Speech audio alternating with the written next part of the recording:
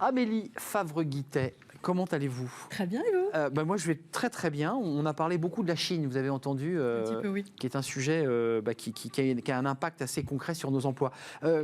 L'emploi, ça démarre souvent par un stage. Et ça peut conduire, on le sait, au CDI. Au Saint Graal. Au Saint Graal, qui d'ailleurs, vous avez vu, qui est remis en question le CDI. On remet le CDI en question. Comment on fait pour passer du stage au CDI? Comment on fait? Vous avez une baguette magique dans votre poche? On a du bon sens. Bon, alors aujourd'hui. Comment on fait? Alors déjà, pendant son stage ou son alternance, les deux sont valables, l'idée, ça va être de bien préparer le terrain. D'un point de vue du comportement, d'un point de vue des missions, de comment on va être avec ses collègues, avec les clients, avec les fournisseurs. On doit être irréprochable.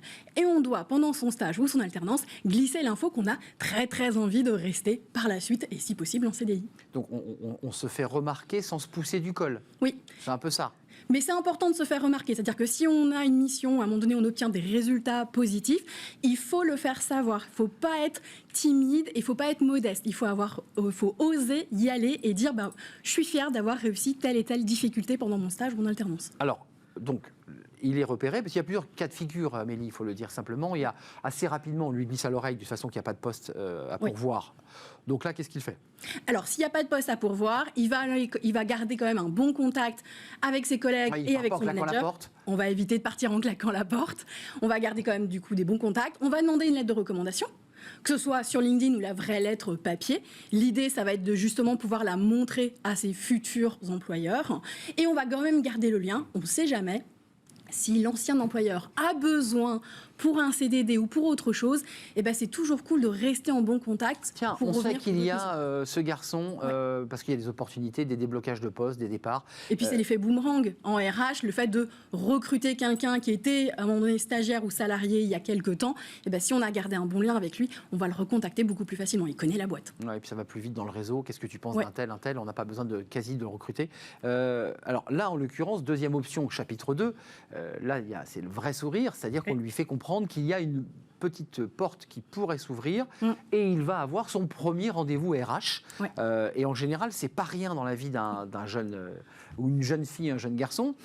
On arrive un peu tendu quand même dans son rendez-vous. On est un peu stressé parce que le RH a aussi cette posture un peu de vie ou de mort sur l'ensemble des salariés. Un peu silencieux, un peu... Voilà. Donc en fait, c'est pareil. On va retracer le parcours qu'on a eu pendant son stage ou son alternance.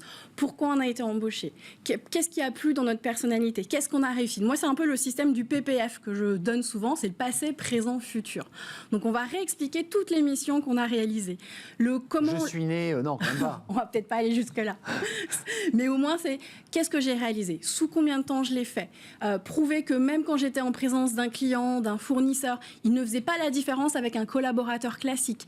Il ne me prenait pas. Il savait que je n'étais pas... même s'il savait que j'étais stagiaire, il ne s'en est pas rendu compte. Ce qui permet de se valoriser et de montrer qu'on était de plein pied dans l'entreprise. Oui, et qu'on avait déjà cette posture de collaborateur. Pas le stagiaire qui apporte le café. D'accord. Et surtout à qui on ne confie rien sur le plan stratégique. Voilà. Là, c'est montrer que d'un point de vue du stage ou de l'alternance, on a appris des choses, on s'est amélioré, notre savoir-être est bon. Si on a eu des échecs, on a analysé ces échecs, on sait pourquoi on s'est planté sur tel et tel dossier et on sait que la prochaine fois, on ne va plus refaire de la même manière. Vous nous dites qu'il faut être capable aussi de se remettre un peu en question, de dire voilà, tout n'est pas parfait. Montrer son professionnalisme. Voilà. Mais je suis capable aussi de me remettre en question. Ouais.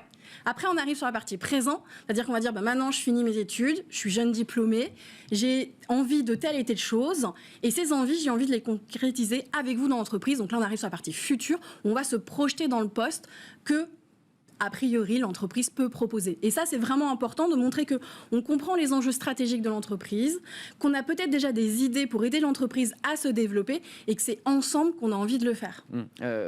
Et ensuite, il y a le futur, ce qui est le présent, je l'intègre, et mon futur, c'est... En général, il faut quand même que l'autre soit un peu réactif, si je peux me permettre, parce que sinon on parle au mur. On parle au mur. On parle au mur. Il faut quand même que l'autre soit dans l'idée que, oui, donc là, on le sent, c'est de la psychologie de base.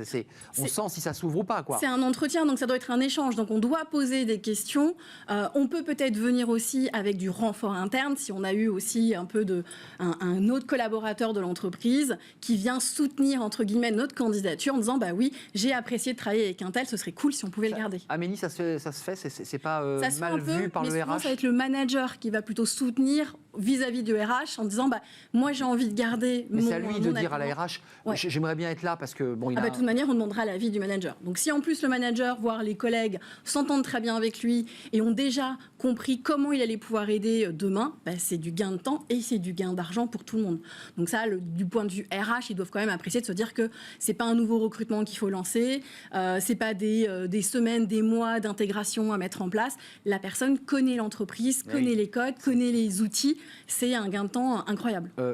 La chronique, votre chronique aujourd'hui, c'était du stage au CDI. Il faut quand même être assez modeste aussi. Ça peut être aussi du stage au CDD. Tout à fait. Parce qu'il arrive parfois que le DRH vous dise bon, nous, ça a marché, on vous aime bien, on a envie de jouer un petit morceau de chemin, mais ça sera un CDD. Oui. Et là, en général, on ne refuse pas. Alors tout dépend. Ça dépend de l'état de. Ça dépend un peu de si on a, parce que dans l'idée on s'est aussi testé sur autre chose sur le marché, donc on va jouer un peu la balance du pour et du contre. Nous typiquement chez nous, on a passé une étudiante qui continue ses études, on lui a fait un CDD étudiant. Amélie, un CDI même étudiant. Un CDI étudiant, Talent Management, n'oubliez jamais cette marque, Amélie Favre-Guittet. Merci en tout cas pour vos chroniques, vos éclairages et toutes les idées et la fraîcheur avec lesquelles vous portez toutes ces idées, Talent Management, et puis le soutien que vous avez sur LinkedIn, parce que vous nous suivez de près. C'est un vrai plaisir. Merci Amélie. On se retrouve peut-être la semaine prochaine. D'ici là, portez-vous bien, évidemment, vous qui nous regardez, vous qui réagissez. Merci à Fanny Griesmer, merci à Pauline Gratel et à Louison. Merci à Benjamin pour la réalisation et à Amanda pour le son. Voilà, nous sommes complets. Merci à vous, merci de votre fidélité. Je serai là demain en direct, rassurez-vous. Bye bye.